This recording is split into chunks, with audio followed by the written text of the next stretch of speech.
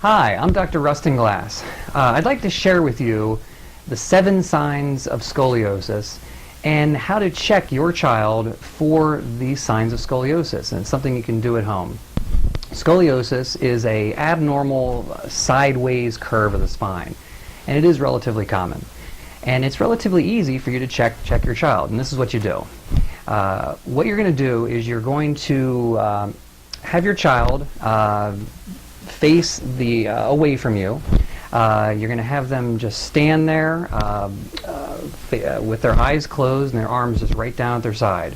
What you're going to do is stand behind them and you're going to check for seven things. And we're just going to start from the top down.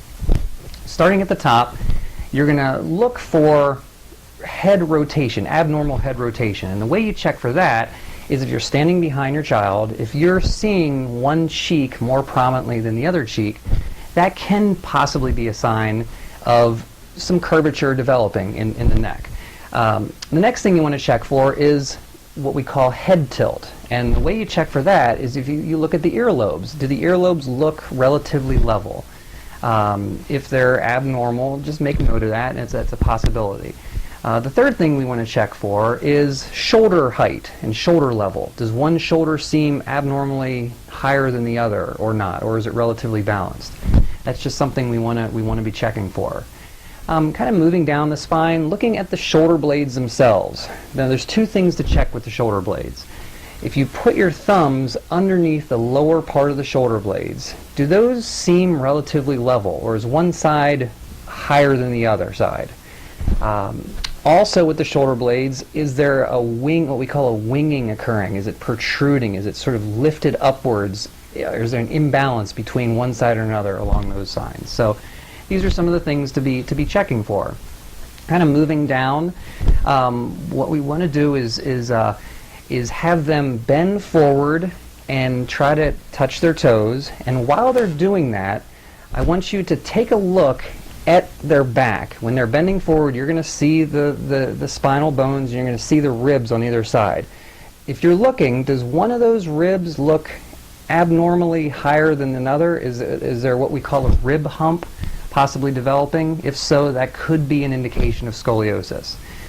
Once you have your child back standing up straight, we want to check the final thing is for hip leveling. Now, what's the easy way to check for this? Many times, moms and dads will know if they're purchasing pants if routinely one leg length seems longer than another. That could be an indication that there's some imbalance or unleveling of the pelvis, which could be related to a curvature developing. Now, if you see any of these indications on your child and you're wondering about this, or if it's significant or not, I want you to feel free to bring your son or daughter into the office on your next appointment, and I can take a look at your child for you, and I can give you an indication if this is really a true indicator.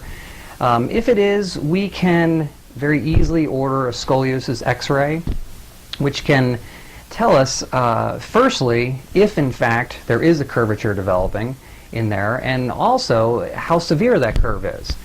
So if you have any concerns or if there's any indications that you're finding on your child, please feel free to bring him or her into the office. We'll take a look and see if we can help you out.